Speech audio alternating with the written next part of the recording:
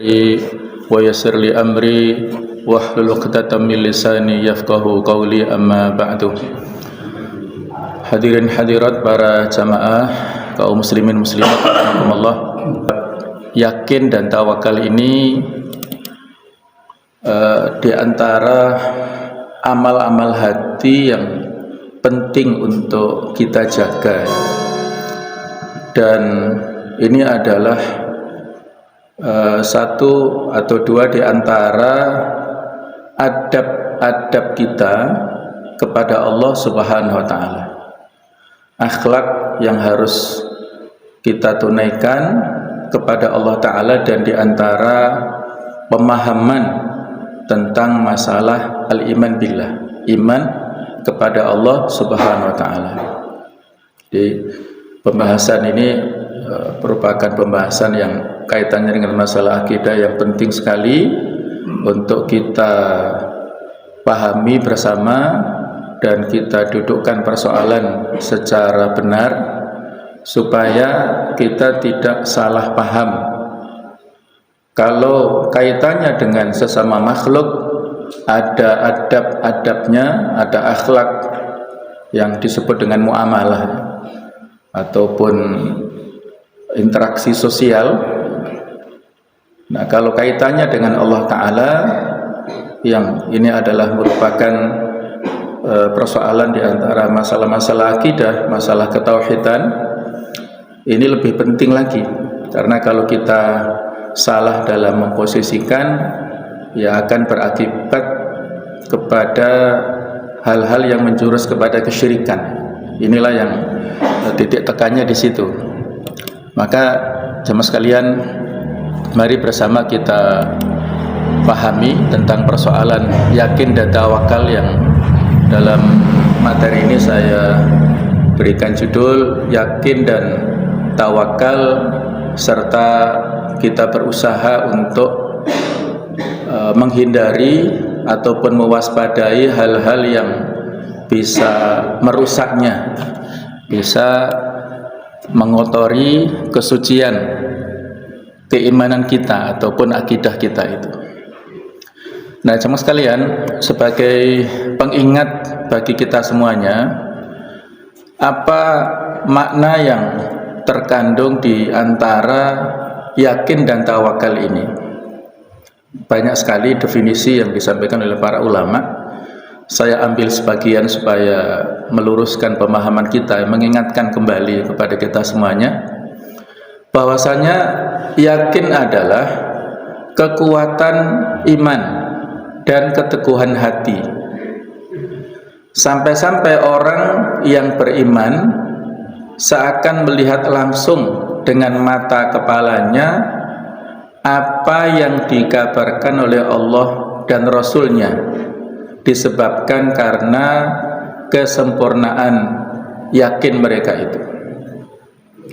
Kalau dalam bahasa kita sudah relevan ya antara makna yakin dengan yang ada dalam bahasa Arab ya. Dalam bahasa Arab disebut al-yakin. Nah, kalau tawakal adalah hamba bertumpu kepada Rabb-Nya Azza wa Jalla secara lahir dan batin untuk meraih manfaat dan menolak madarat atau bahaya. Tawakal ini juga sama, berasal dari bahasa Arab yang kalau kita lihat ini fi'il madhinya ya, atau kata kerjanya. Kalau isim masdarnya tawakkul, artinya sama. Dan uniknya dalam bahasa Arab, kalau tawakkala ya tawakkalu tawakkulan, itu tawakal dengan sesungguhnya. Tapi kalau pura-pura tawakal, itu tawakul. Jadi mirip lah ya, pura-pura tawakal atau tawakal dengan cara yang tidak benar. Nah, tawakal ini secara bahasa berarti mempercayai, menyerahkan ataupun mewakilkan. Nah, itu saling melengkapi ya. Di situ ada unsur seseorang memberikan kepercayaan, kemudian menyerahkan dan mewakilkan, yang kalau dalam bahasa doa dan kalimat-kalimat yang menjadi inspirasi dan optimisme kepada kita semuanya adalah doa yang disampaikan Nabi Ibrahim alaihissalam pada saat dilemparkan ke api yang sangat besar karena dianggap melawan apa yang menjadi kemauan Raja Namrud. Nabi Ibrahim mengatakan hasbunallah wa ni'mal wakil, cukuplah Allah dan dialah sebaik-baik wakil, yaitu zat yang diwakilkan, sebaik-baik pelindung. Dan tawakal adalah buah dari sifat yakin. Makanya ini saling terkait. Ketika orang memberi atau memiliki keyakinan yang kuat kepada Allah, maka dampak dan buahnya itu dia bertawakal, berserah diri totalitas kepada Allah. Dan ini harus disikapi secara benar ya. Kalau kita salah paham, itu akan berdampak yang buruk. Ada kisah begini antara guru dan murid. Gurunya ini namanya Ibrahim bin Adham, yang insya Allah namanya sudah masyhur ya.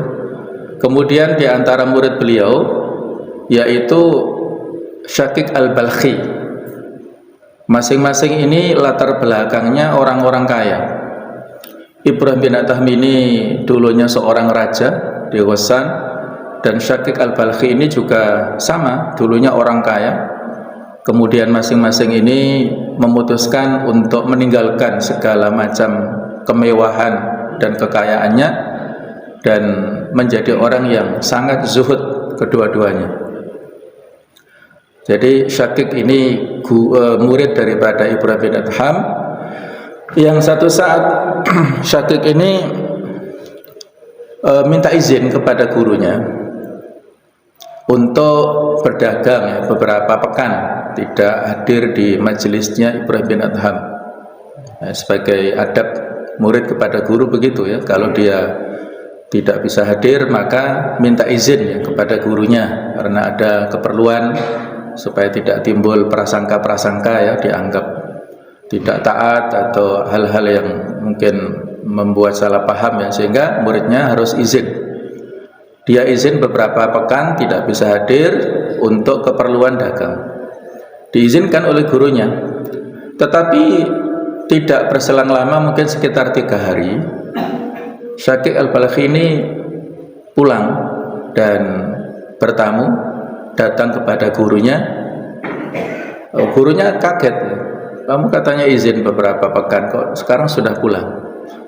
Maka muridnya ini cerita, wahai guru, saya sudah melakukan perjalanan di sebuah tempat yang jauh dan saya menemukan seekor burung kecil yang patah sayapnya sehingga tidak bisa terbang.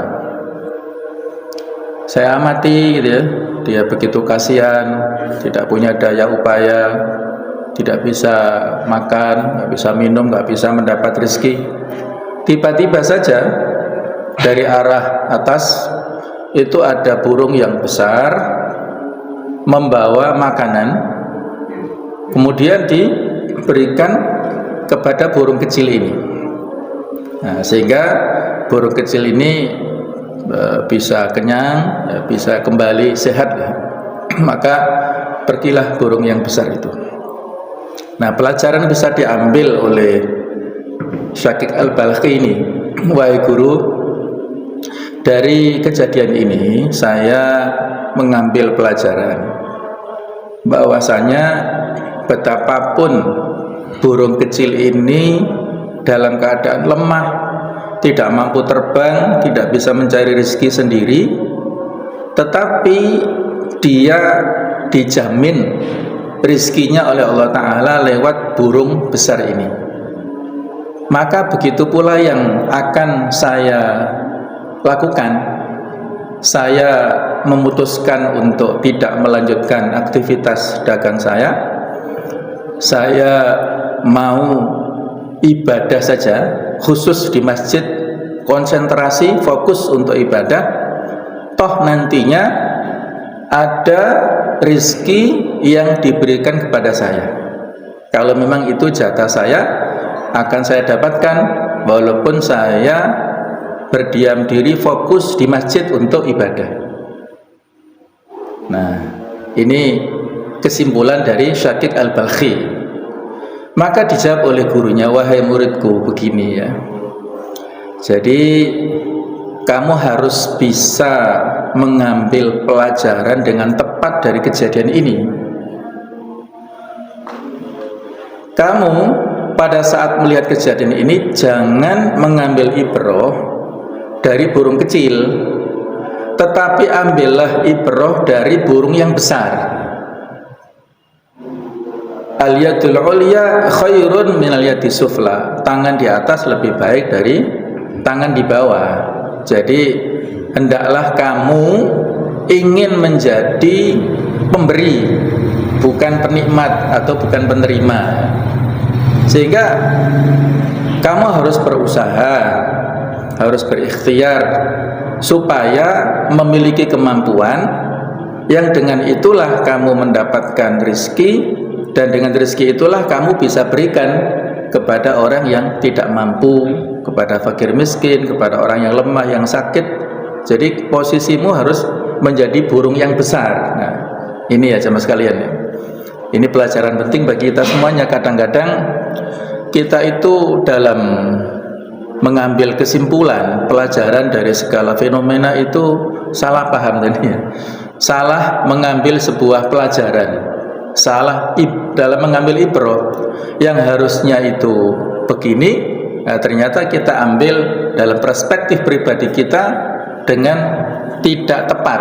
Nah, itu harus kita waspadai ya. Kalau ini kejadian alam yang sangat terkait dengan masalah akidah, apalagi kalau kita mengambil kesimpulan dari dalil-dalil tertentu, apakah Quran atau Sunnah. Kalau kita sikapi, kita pahami secara pribadi, bisa jadi salah paham. Baik jemaah sekalian, selanjutnya yaitu tentang derajat keyakinan yang di sini berjudul Maratibul Ilm. Tingkatan ilmu ini ada 3 macam. Yang pertama yang disebut ilmul yakin. Ilmu itu pengetahuan, al-yakin keyakinan. Jadi pengetahuan keyakinan. Makana andalail, yang mana sumbernya itu adalah dari dalil-dalil.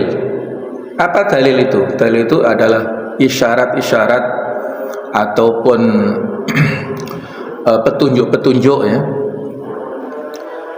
Yang mana kalau di surat di potongan surat At-Takatsur ya, kalla lau ta'lamuna ilmal yakin. Jangan begitu ya, seandainya kalian mengetahui dengan pengetahuan keyakinan. Manusia yang selalu bermegah-megahan dalam duniawi itu nanti akan diberikan ancaman masuk ke neraka, dan neraka ini sesuatu yang pasti, tetapi karena tidak bisa dilihat dalam bentuk kasat mata sekarang ini, sehingga tidak semua orang memiliki keyakinan. Ada perbedaan dalam hal keyakinan. Ada yang mengetahui dengan ilmu yakin, dengan pengetahuan keyakinan. Contohnya ala ilmu bil ka'bati wa jihatiha. Pengetahuan tentang Ka'bah ataupun letaknya dan posisinya. Kita yakin bahwasanya Ka'bah itu ada. Dari mana? Ada gambarnya, ada fotonya, ada videonya, ada informasi beritanya, dan macam-macam lah. Itu dalail. Dalail itu isyarat-isyarat yang macam-macam bentuknya sekarang ini. Jadi kita yakin. Nah, tetapi keyakinan kita ini ya sebatas pengetahuan dari informasi ya. Kemudian yang meningkat lebih tinggi lagi adalah ainul yakin. Ain itu artinya mata, al yakin keyakinan. Jadi kita melihat dengan mata kepala kita sendiri, sehingga keyakinannya semakin kuat.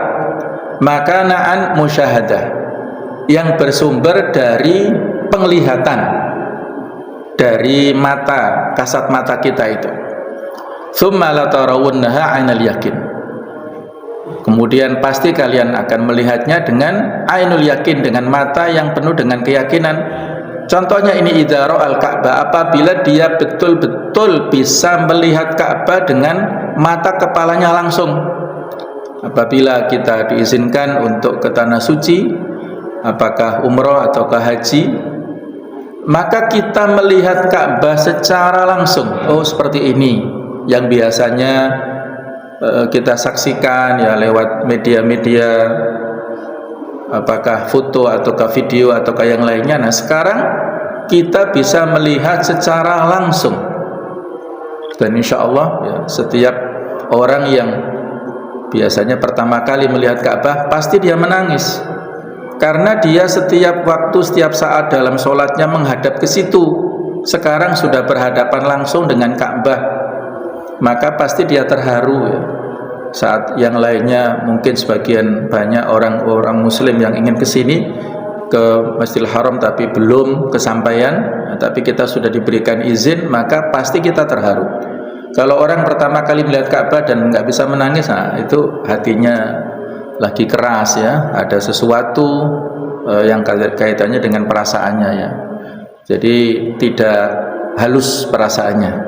Jadi melihat Ka'bah secara langsung. Kemudian yang lebih tinggi lagi adalah hakul yakin.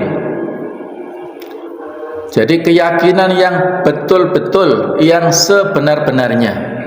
Makana an mulabasatin wa mukhalatah, yaitu yang bersumber dari interaksi dan bergaul secara langsung, bahkan merabanya, kemudian merasakannya secara langsung.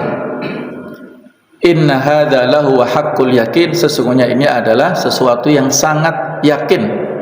Contohnya, idza dakhala al-Ka'bah wa kana fi jawfiha, apabila dia masuk ke Ka'bah berada di dalamnya. Tapi kalau sekarang sebagai rakyat biasa kita nggak diizinkan ya masuk. Yang diizinkan hanya beberapa kepala negara ya, itu sebagai tamu kehormatan. Tapi kalau kita paling tidak kita bisa meraba dinding Ka'bah. Kalau kita saat tawaf, di antara sunnahnya memegang rukun Yamani, tapi ini juga tidak mudah dan tidak perlu dipaksakan. Kalau startnya adalah memegang Hajar Aswad, tapi ini juga sulit. Nah, jadi kalau kita ingin memegang Ka'bah, maka di luar prosesi tawaf, supaya kita bisa luasa dan tidak mengganggu kekhusyukan saat tawaf karena berdesak-desakan. Dan lebih khusus lagi, kita luangkan waktu dengan serius untuk berdoa di Multazam, yaitu tempat antara pintu Ka'bah dengan Hajar Aswad. Maka kita dianjurkan untuk beriltizam. Apa iltizam itu? Iltizam adalah menempelkan badan kita dan kita sambil berdoa di situ, di dinding Ka'bah yang disebut Multazam. Itu tempat yang paling mustajab seluruh dunia. Yang saat itu Nabi memberikan contoh begitu, kita menempelkan dari kepala kita, tangan kita sampai kaki kita, kalau bisa, kalau biasanya mungkin sampai badan saja ya, dan kita berdoa di situ. Insya Allah walaupun kondisinya sangat padat, tetapi kalau rezeki kita di situ, insya Allah bisa kita tempelkan. Nah, kalau kita sudah bersentuhan langsung dengan dinding Ka'bah, maka kita betul-betul hakul yakin, memiliki keyakinan yang sangat kuat. Jadi ini batasan-batasan ya, atau tahapan-tahapan yang kalau kita ilustrasikan pada contoh lain, misalnya ya, apa Pak yang kira-kira kita ini agak jarang ya mengkonsumsinya, mungkin buah-buahan ya, ya agak jarang apa ya, misalnya contoh matoa lah misalnya ya, nah, contoh saja. Matoa ini apa sih? Nah, ini nama buah-buahan. Kita dapat informasi ada buah namanya matoa. Nah, itu berarti ilmu yakin, informasi. Kalau keyakinan ini informasi, ada orang yang mengkonter, mengatakan oh nggak ada itu, hoax itu, bohong misalnya. Oh, kita menjadi ragu ya. Terus kalau kita ke pasar buah dan diberi informasi, melihat oh ini matoya, nah, maka kita ainul yakin. Kalau kita merasakan oh seperti ini rasanya ya, gimana rasanya? Enak rasanya ya, sehingga mahal. Nah, matoa ini apa, gabungan antara nopo, kayak mirip kelengkeng apalagi ya, pokoknya enak lah ya rasanya itu sehingga mahal. Nah berarti di situ kita sudah hakul yakin, betul-betul memiliki keyakinan yang sesungguhnya, sehingga kalau ada orang yang mengkonter oh nggak ada buah namanya matwa, kita tidak mengikuti syubhat itu ya, ataupun berita yang mengkonter itu tidak akan kita percaya. Yang kita percaya ada ilmu tentang Allah sebatas ilmu pengetahuan. Tapi kalau dia ya sudah sampai pada ainul yakin, sampai hakul yakin, ini berarti dia sudah luar biasa ya, sudah sampai pada tahapan yang tinggi. Nah jamaah sekalian, al yakin ini definisinya banyak, tapi paling tidak memiliki pemahaman ini ya, tuma'ninatul qalbi ar-rasikha billah. Yakin adalah ketenangan hati yang kokoh kepada Allah Subhanahu wa taala.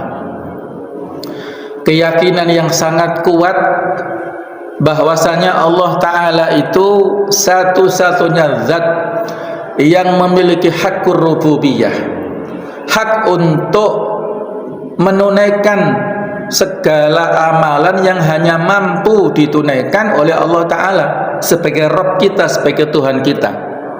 Allah sebagai pencipta kita, pemberi rizki, memberikan pemeliharaan, memberikan manfaat, menolak bahaya, semuanya itu kita tujukan kepada Allah taala sehingga hati kita tenang, tidak gelisah, tidak galau, tidak resah dalam kehidupan kita. Yakin dengan seyakin-yakinnya Allah ini adalah zat yang maha segalanya, kita tenang ya. Kalau contohnya banyak ya, di antaranya kalau saya ambil contoh misalnya kejadian pada Syakir Al-Balkhi juga ya, ketika beliau ingin melaksanakan ibadah haji, bekalnya sangat terbatas, minta izin pada istrinya, pada putrinya. Istrinya agak keberatan ya, karena perbekalannya minim dan yang ditinggalkan untuk keluarga juga sangat minim, tidak banyak ya. Jadi dia maunya haji sendiri karena perbekalannya tidak cukup untuk sekeluarga. Keluarga akan ditinggal dan ditinggal beberapa makanan saja yang terbatas sekali. Nah ketika beliau pergi, di tengah jalan kepala rombongannya itu terkena serangan ya, mungkin semacam sengatan binatang yang berbisa lah, sehingga sakit kepala rombongannya. Maka diumumkan kepada jamaah, siapa di antara kalian yang bisa meruqyah? Kalau bahasa Jawa bisa nyuwuk, nah itu ruqyah itu bahasa kita nyuwuk itu ya. Siapa yang bisa nyuwuk? Nah kata orang-orang itu Syakik ya, terkenal dia bisa meruqyah, maka diruqyahlah oleh Syakik dan alhamdulillah sembuh. Nah akhirnya karena sembuh inilah kepala rombongan memberikan hadiah kepada Syakik, sehingga hadiah ini cukup untuk perbekalan haji pulang pergi ya, pokoknya cukuplah. Nah sementara yang di rumah 3 hari berselang itu makanannya sudah habis. Nah, dan istrinya ini kalau dalam literatur ya, istrinya ini mohon maaf ngapunten ya, wanita yang kurang solihah. Jadi pemahamannya dan akhlaknya kurang ya, sehingga agak protes kepada putrinya, kamu sih ngizinkan ayahmu ini, kita nggak bisa makan ini, sudah habis makanannya. Jadi protes. Kata putrinya ini, putri yang solihah ya, mungkin santriwati ya, atau mungkin alumni pondok bandai ya. Putrinya ini luar biasa keimanannya. Wahai ibu, ini coba kita perhatikan kalimatnya, bagus sekali ya. Wahai ibu, yang pergi meninggalkan kita itu pemberi rizki atau pemakan rizki. Coba ini, luar biasa kalimatnya ya. Yang meninggalkan kita sekarang ini, ayah kita, itu pemberi rizki atau pemakan rizki? Hah? Pemberi Jadi istrinya bingung ya, tapi tidak bisa memilih. Jadi yang pergi meninggalkan kita itu adalah manusia biasa, pemakan rizki. Yang memberi rizki siapa? Ar-Razzaq, Allah Ta'ala.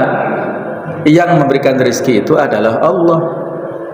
Nah, saat mereka diskusi gitu ya, tiba-tiba pintu rumah itu kan malam-malam diketuk. Ternyata ada ajudan raja yang tadi mencari-cari ya. Raja bersama rombongan berburu ya dalam sebuah hajat itu. Terus mereka mencari sumber air, nggak ketemu-ketemu. Mereka minta ini cari air minum lah. Akhirnya ketemu rumah ini, nah, dan terus terang menyampaikan kami butuh air minum. Dikasih air minum ada di rumah itu, karena walaupun rumah sederhana, rumah kecil, air minum ada, air minum air putih itu dikasih banyak. Maka raja bersama rombongan minum dan mereka puas. Nah, sebagai bentuk apresiasi, terima kasih, akhirnya raja mengumpulkan tentaranya dan mengatakan siapa yang mau ngasih hadiah kepada tuan rumah itu. Raja mengeluarkan uang, kemudian ada perhiasan-perhiasan banyak. Akhirnya ada salah satu di antara rombongan yang saudagar kaya mengatakan, coba saya tanggung aja semuanya, dikonversi, dihitung berapa jumlahnya, karena tuan rumah ini butuh uang cash, bukan perhiasan, bukan senjata atau bukan barang, tapi butuh uang. Jadi diuangkan, ditanggung dan dibayarkan. Jadi saat itu juga malam itu si putri dan ibunya ini dapat uang yang banyak dari rombongan itu. Akhirnya ibunya senang. Terus putrinya biasa saja ya. Dia sudah memiliki keimanan yang kuat, biasa saja, dan ya tetap alhamdulillah, dan mengatakan, wahai ibu ya, coba kita perhatikan bahwasanya raja memberikan apresiasi kepada kita, padahal beliau adalah manusia biasa seperti kita.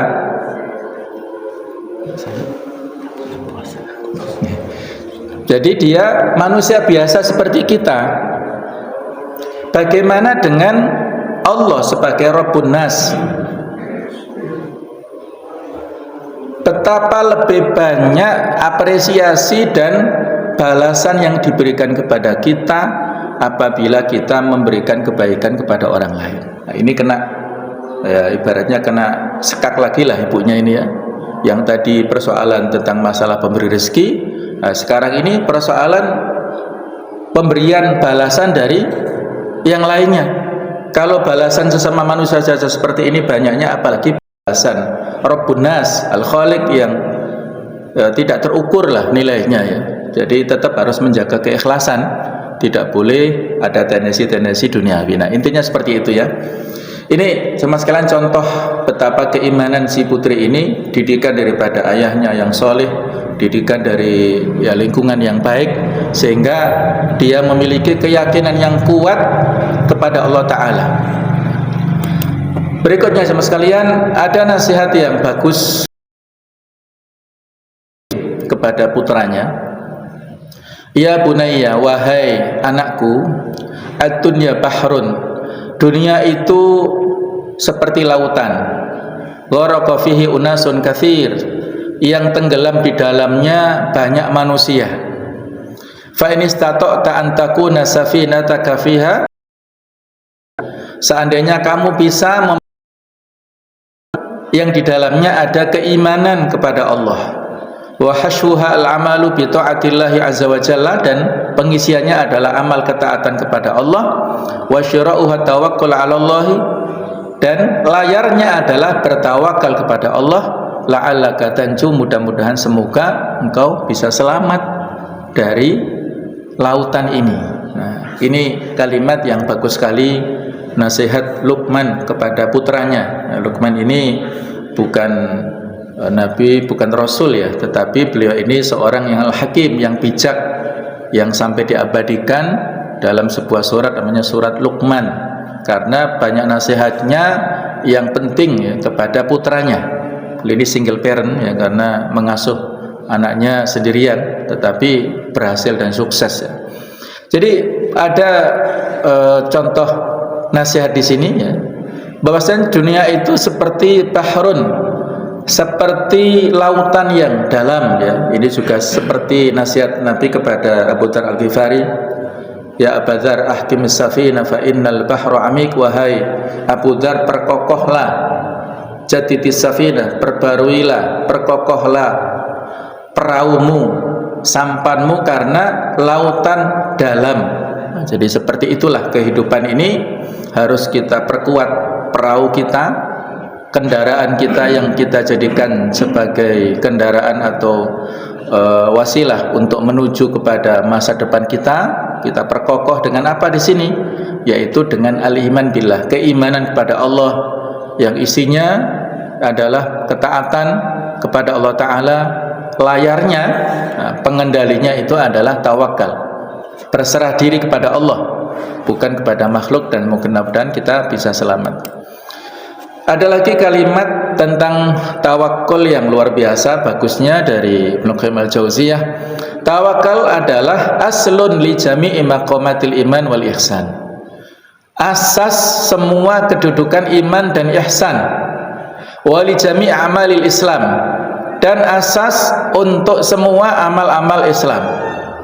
Wa anna manzilatahu minha manzilatul jasadi minar ra'si, dan bahwa posisi kedudukan tawakal di antara yang lainnya tersebut seperti kedudukan badan dari kepala. Fakama la yakumur ra'su illa 'alal badan, fakadzalika la yakumul iman wa maqamatuhu wa amalu illa 'ala sakit tawakkul. Maka sebagaimana kepala tidak bisa tegak kecuali di atas badan, maka begitu pula iman, kedudukan dan amal-amalnya tidak bisa berdiri kecuali di atas pilar tawakal ini. Jadi fisik kita sempurna, punya kepala, punya badan, semua ini tergantung, terkait ya. Ada kepala nggak ada badannya, nanti takut semua kita malam-malam ya, ada kepala berjalan. Nah, jadi ada badan, ada kepalanya. Nah, seperti itulah antara kaitan iman dan tawakal ini serta amal-amal yang lain, semuanya tidak terlepas, saling terkait, ada korelasinya. Iman yang kita jadikan sebagai dasar pondasi dalam segala hal ini, yang diibaratkan di sini adalah bahwasanya posisinya itu adalah wa anna manzilatahu, posisi dari tawakal adalah seperti fisik dan kepala, semuanya terkait, tidak bisa terlepaskan ya. Kemudian jemaah sekalian, di dalam Al-Quran banyak sekali ayat tentang masalah tawakal, diantaranya ini wa 'alallahi fatawakkalu in kuntum mu'minin. Di sini ada kalimat yang bersyarat ya, ada keterkaitan.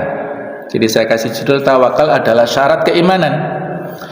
Dan hanya kepada Allah lah kalian bertawakal, berserah diri, jika kalian benar-benar orang yang beriman. Jadi di sini ada kaitannya. Fatawakkalu, bertawakallah kepada Allah.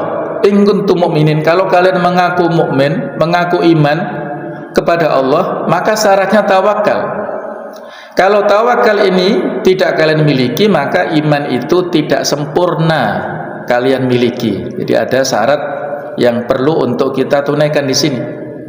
Semua kita boleh mengaku beriman, nah, tetapi apa konsekuensinya dan tuntutannya? Maka diantaranya adalah tawakal ini.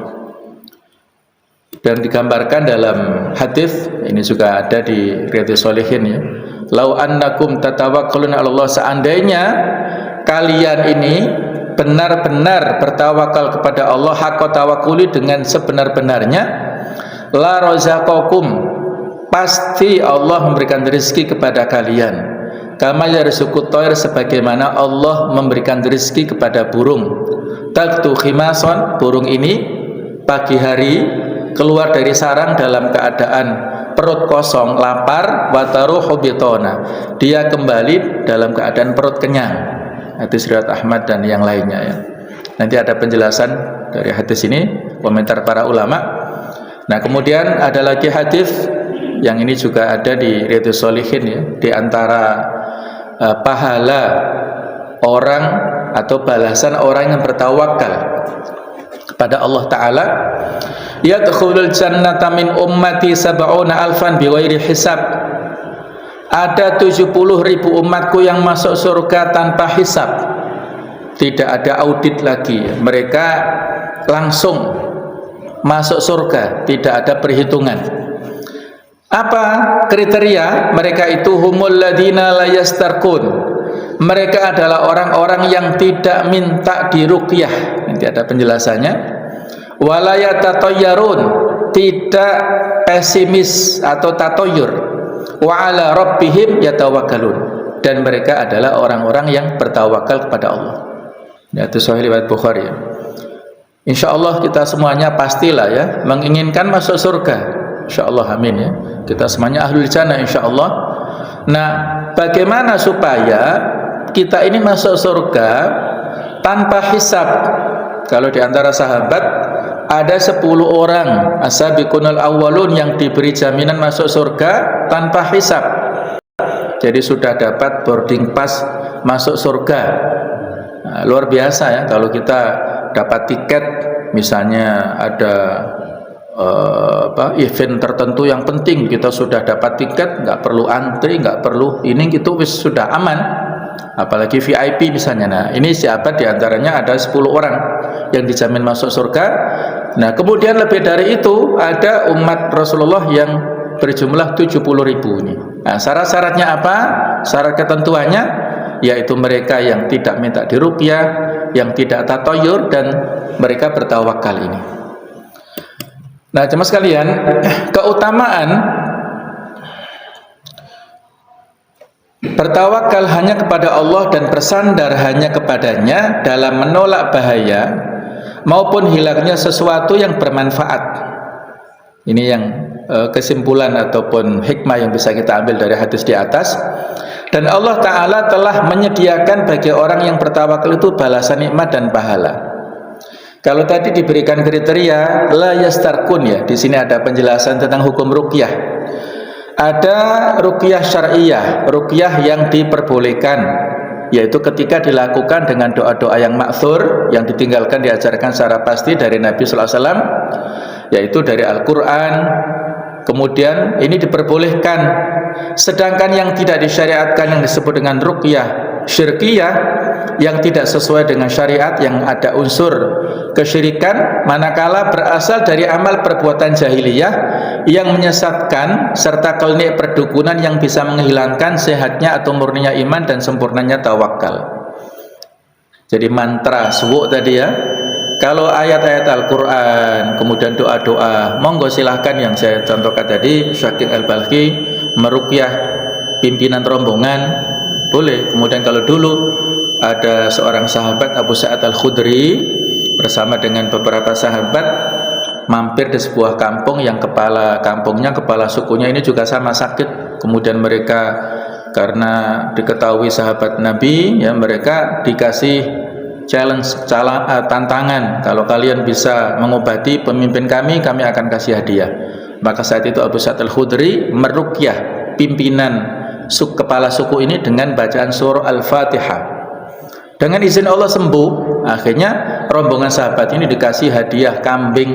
Ketika dilaporkan kepada Rasulullah, Nabi memberikan takrir atau pembolehan, dan bahkan mengatakan, wa ma tadri annaha ruqyah, kamu kok tahu kalau Al-Fatihah itu bisa dijadikan sebagai ruqyah? Itu ijtihad dari sahabat ini.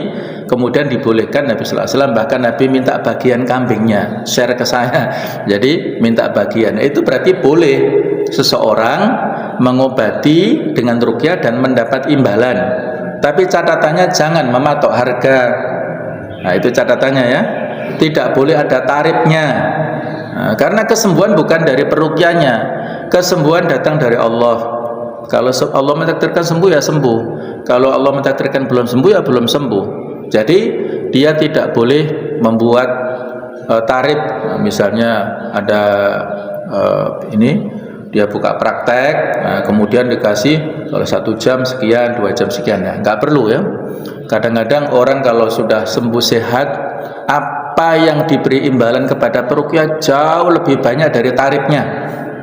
Kalau orang umum ngasih tarif misalnya 1 jam 100.000, kalau orang yang sudah merasa sehat walafiat bisa jadi yang di peruqyahnya dikasih hadiah umroh, bisa jadi ya, dikasih hadiah haji bahkan, karena wujud terima kasih orang yang sakit sudah sehat akibat ruqyahnya itu.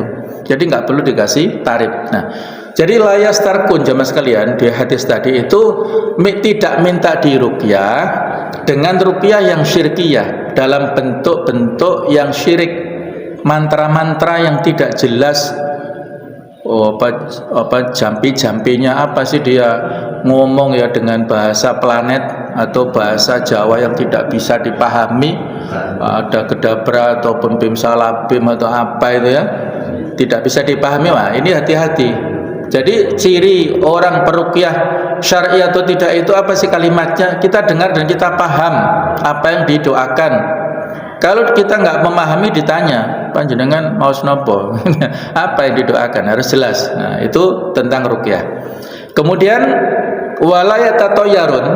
Nah, di sini haram hukumnya merasa atau menganggap sial, tidak beruntung karena makhluk, dan tatoyur, menganggap sial karena binatang atau karena suatu benda hal. Nah, ini kita akan ada penjelasan berikutnya.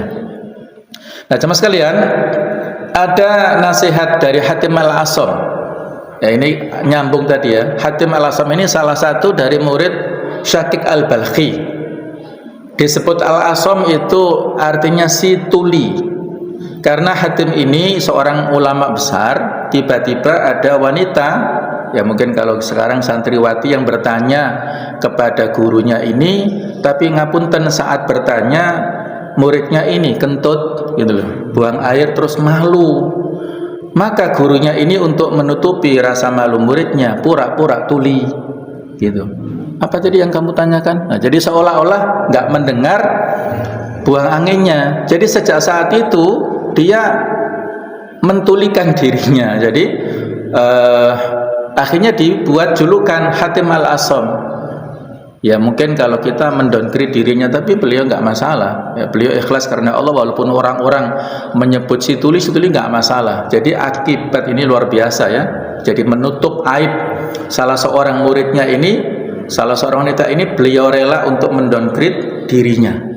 Nah, itu luar biasa pengorbanannya, dan itulah mengangkat derajat beliau sepanjang masa ini.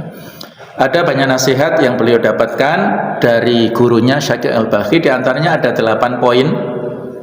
Nah, ini saya kutip yang nomor 8 ya. Aku melihat semua orang bergantung kepada makhluk Allah. Ada yang bergantung kepada ladangnya, ada yang bergantung kepada perniagaannya, ada bergantung kepada pekerjaannya, dan bergantung kepada kesehatan jasmaninya.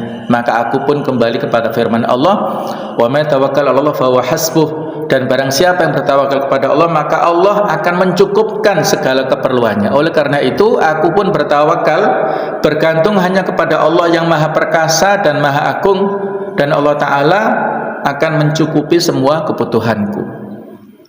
Semua itu hanya sarana identitas saja ya. Ada orang yang rezekinya dari berdagang, ada yang mendapat rezeki dari bertani, ada yang dari pegawai, ada yang dari bisnis itu dan sebagainya. Itu hanya sarana saja. Tidak boleh kita bergantung kepada sarana-sarana itu. Kita harus kembali siapa pemberi rezekinya, Allah Ta'ala. Jadi bergantungnya kepada pemberi rezeki, bukan kepada wasilahnya. Ada orang mengail ikan bergantung kepada kailnya, ini salah. Nah, jadi kalau dia, walaupun dia memakai alat yang begitu canggih, tapi kalau Allah belum menentukan dia mendapat rezeki dari kailnya, itu nggak akan dapat. Tapi kalau dia pakai alat sederhana, tapi memang rezekinya dia dapat, Allah akan berikan kepada dia. Nah, jadi kita dalam bab rezeki seperti itu ya, tidak boleh salah paham. Jemaah sekalian, ada 2 rukun tawakal. Yang pertama, menempuh dan melakukan sebab atau usaha yang kita sebut dengan ikhtiar gitu ya. Yang kedua, berdoa, memohon bantuan kepada Allah dan menyerahkan hasilnya kepada Allah serta ridho dengan apapun yang Allah takdirkan nantinya. Nah, dari sini ada dua sifat ekstrim berlebihan terkait tawakal ini. Pertama, ada orang yang tidak melakukan sebab atau usaha sama sekali. Inilah yang sering salah dipahami oleh sebagian orang, yaitu memahami tawakal dengan pasrah saja, tidak melakukan sebab atau usaha dengan apapun, ya, berpangku tangan.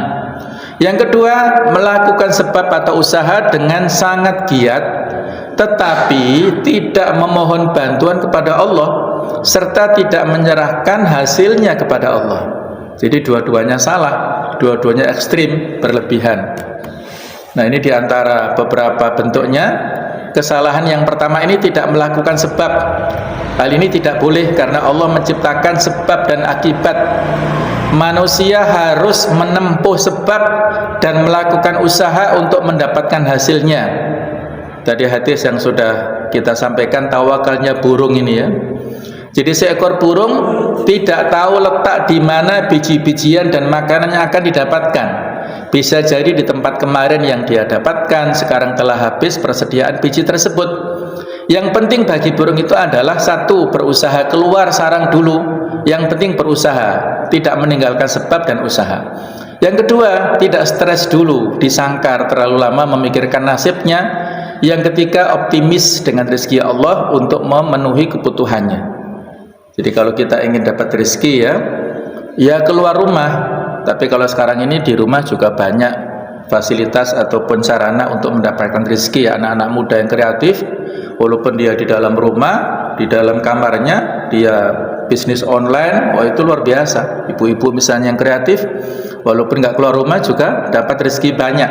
Nah, kalau kita yang zaman dulu harus keluar rumah, apakah keluar rumah itu bawa sempritan misalnya untuk berdiri di perapatan jalan, ataukah bawa cangkul, ya. Kalau biasanya saya ke Turen, ya, ke Malang Selatan ini pagi-pagi atau jam berapa itu banyak yang bawa sekrop itu, ya, bawa untuk mendulang pasir itu banyak, karena di Wajak dan sekitarnya itu banyak truk-truk. Nah, dia ada yang nunggu sampai sore gitu, ya. Saya kasihan nggak dijemput atau nggak dihampiri oleh truk-truk itu.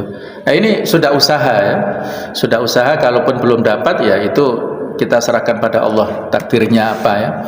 Kemudian Syekh Abdurrahman Al-Mubarakfuri menjelaskan bahwasanya di hadis tadi tentang tawakalnya burung tidak menunjukkan bahwa kita harus meninggalkan usaha atau menempuh sebab.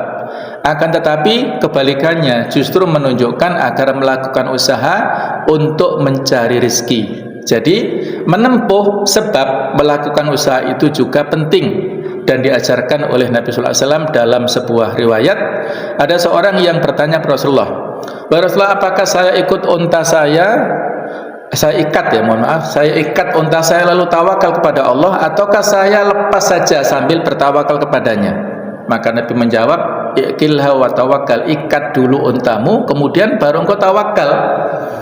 Kalau sudah diikat ternyata ucul, ya, lepas atau ada yang mencuri, sudah qadarallahu wa ma syaa fa'ala. Allah mentakdirkan sesuatu, apa yang dikehendaki terjadilah. Nah, itu sudah takdir Allah. Kita punya kendaraan, ya, punya sudah motor misalnya, sudah kita taruh di luar pagar misalnya, atau mungkin di dalam pagar tapi nggak terkunci pagarnya, terus malam-malam, ya, semalaman di luar, ternyata pagi hari saat subuh kita ke masjid, loh, mana motornya ini? Nggak ada. Nah, ini berarti kurang, ya, ikhtiar untuk mengamankan motornya itu kurang maksimal, sehingga kalau hilang, ya sudah. Tapi kalau kita sudah berusaha, ini kan tergantung lingkungannya aman dan tidak, ya. Ada yang di dalam pagar masih aman, ada harus dimasukkan, sudah dimasukkan ke garasi, sementara masih tercuri, ya berarti sudah takdirnya. Nah, itu sudah tawakal, sudah kita serahkan. Kalau kita ikhlas ada gantinya, ya, itu sudah menjadi ketetapan Allah Ta'ala. Sama sekalian, inilah tentang masalah tawakal. Dan ya ada hal-hal lain yang mungkin, ya, menjadi perhatian dari kita, ya, terkait dengan hal-hal yang bisa ini saya loncati beberapa poin ini, diantaranya yang disebut tatoyur tadi, ya. La la yatatayyarun ya, mereka ini tidak tatoyur, menganggap sial. Jadi tidak boleh kita tatoyur ya, menganggap sial kepada fenomena ya. Atiyaratu syirkun, menganggap sial itu sebuah kesyirikan, sampai diulang 2 kali bahkan 3 kali di sini. Nah, apa saja fenomena yang menjadi perhatian, mitos-mitos. Mitos ini kan khurafat ya, sesuatu yang merusak akidah kita, ketauhidan kita itu. Misalnya kalau masyarakat kita pada umumnya ya, meyakini bulan Muharram. Muharram ini nama Jawanya kan apa Pak? Suro ya. Suro ya. Bulan Suro itu bulan sial. Nah, apalagi malam 1 Suro itu dianggap ya keramat ya, begini begitu. Nah, orang-orang tidak mau punya hajat pada bulan Suro kan dianggap sial. Nah, ini apa dalilnya? Mitos ya, tidak ada dasarnya. Kemudian ada lagi hajatan menunggu setahun wafatnya orang tua. Maksudnya hajatan ini dia punya walimah atau punya apa, jadi menunggu 1 tahun dari meninggalnya orang tua. Kalau tidak menunggu nanti ada akibat-akibat. Nah, ini juga sama mitos. Ada misteri angka 13 ya, jadi kalangan masyarakat kita pesimis, sehingga misalnya kalau kita masuk ya ke hotel atau apa, naik lift, angka 13-nya nggak ada ya, atau kamar 13 nggak ada. Ini ya karena sudah masyhur ya, itu angka yang misterius ya, nggak tahu sebabnya apa, macam-macam ya. Sababul wurud, sebab kenapa angka ini dianggap angka sial itu juga nggak jelas. Kemudian seseorang punya weton tertentu ya, jadi kalau ada yang mau nikah, si calon laki-laki, lahirmu bulan ini hari apa, kemudian nanti digabungkan dengan calon perempuannya. Nah, kemudian ada rumusnya, nah, kamu harus punya akadnya hari ini. Nah, jadi jangan pilih yang lain. Nah, berarti kan ini dia bersuudzon kepada waktu yang lain. Kemudian malam Jumat Kliwon ini juga dianggap keramat, sehingga hati-hati juga. Ada kepercayaan masyarakat kalau orang yang meninggal pada malam Jumat Kliwon itu ada yang harus dijaga, karena ada orang-orang tertentu, oknum tertentu yang menganggap kain kafannya itu bertuah, nah, itu sehingga mencuri kain kafan. Nah, itu hati-hati, itu kepercayaan masyarakat waktu maghrib. Anak-anak kecil ya, memang ada hadisnya, tekstualnya ya ada, tetapi kalau dianggap kemudian membahayakan keluar rumah ya, kita kan sunnahnya dianjurkan menutup pintu, jendela, macam-macam ya, karena setan-setan berkeliaran. Anak-anaknya itu biasanya waktu habis maghrib itu, ini ya kita waspada supaya tidak timbul hal-hal yang inilah, tetapi jangan terlalu berlebihan ya. Ini juga demikian. Hal-hal yang ada di masyarakat yang kita itu kan nggak tahu, mungkin ada kejadian tertentu tapi kebetulan ya. Jadi semua jamaah sekalian ya, ini contoh-contoh yang kita bisa jadi boleh percaya, boleh tidak, maksudnya pro kontra ya. Tetapi kalau ada ya hal-hal yang ghaib dan itu di luar kemampuan makhluk manusia, maka harus ada dasarnya ya. Sesuatu yang kita imani secara gaib itu dasarnya apa? Harus jelas, ayatnya apa, hadisnya apa, jelas. Tidak bisa sesuatu itu kita nisbatkan dengan secara kebetulan. Nah, kalau kebetulan ini kan menjadi khurafat nanti ya.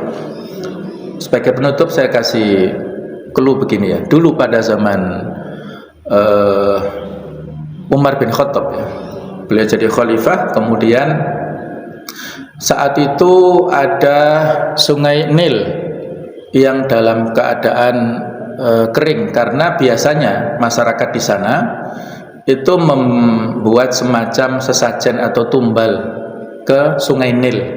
Jadi ada ya semacam gadis atau apa yang dibuang ke sana untuk supaya sungai Nil ini terus mengalir airnya. Nah, kemudian suatu saat dilarang tradisi itu dan menjadikan sungai Nil ini kering, tidak mengalirkan lagi di Mesir sana. Maka orang-orang protes ya, ini akibat kebiasaan yang kita lakukan di sini sudah berhenti sehingga sungai Nil tidak mengalirkan lagi. Nah, maka akan dibudayakan lagi tradisi jahiliyah itu. Maka dilaporkanlah kepada Umar bin Khattab tentang peristiwa ini. Maka Umar menulis surat yang isinya nanti ya saya sampaikan isinya. Jadi ngirim surat kemudian dilipat, kemudian pesannya lemparkanlah surat ini ke Sungai Nil. Nah, maka ketika dibawa ke Mesir kemudian dilemparkan, yang sebelum dilempar dibaca ya. Kalau gubernur Mesir saat itu Amr bin As. Jadi sebelum dilemparkan dibaca, dan isinya begini kurang lebih ya. Wahai Sungai Nil, kalau engkau mengalirkan sungai berdasarkan kemauanmu sendiri silahkan. Tapi kalau engkau mengalirkan sungai itu karena izin Allah dan takdir Allah, maka aku mohon kepada Allah supaya sungai ini kembali normal airnya dan bisa bermanfaat untuk masyarakat. Jadi dilemparkanlah surat itu ke sungai ini, dan alhamdulillah dengan izin Allah sungai ini kembali mengalir secara normal, menjadi subur lagi ya. Ini contoh sekalian ya. Kalau ada sesuatu, wah ini akibat tidak begini sehingga mengakibatkan, nah itu akibat apa? Dasarnya apa? Kalau dasarnya ini ya, kalau di sini tatoyur, pamali atau khurafat, jangan ya. Dengan contoh-contoh seperti ini ya. Tapi kalau dasarnya itu ada hadisnya, ada dasarnya, ya monggo ya. Tetapi di sini harus kita yakini yang memberi manfaat, menolak bahayanya Allah Ta'ala tidak ada kaitannya dengan makhluk-makhluk tertentu kalau itu memang tidak ada hubungan sebab akibat. Kalau ada hubungan sebab akibat ya pasti secara keilmuan ya kita harus hindari. Misalnya jangan membuang sampah sembarangan, nanti berakibat banjir. Nah itu logis ya, karena sesuai dengan ilmu. Nanti menutup lubang saluran air. Nah, jangan menebang hutan karena nanti terjadi tanah longsor. Itu logis ya, kan ada keilmuan sebab akibat. Tapi kalau tidak ada kaitannya, nah itu harus kita hindari dan kita waspadai ya. Saya kira demikian karena waktu yang terbatas. Mudah-mudahan yang sedikit ini bisa memberikan pencerahan kepada kita semuanya. Mudah-mudahan akidah kita terjaga dari segala macam unsur kesyirikan yang bisa mengotori ketauhidan kita, dan mudah-mudahan kita istiqomah di jalan kebenaran sampai kita husnul khotimah. Amin ya rabbal alamin. Subhanakallahumma bihamdik asyhadu an la ilaha illa anta astaghfiruka wa atubu ilaik. Wassalamualaikum warahmatullahi wabarakatuh.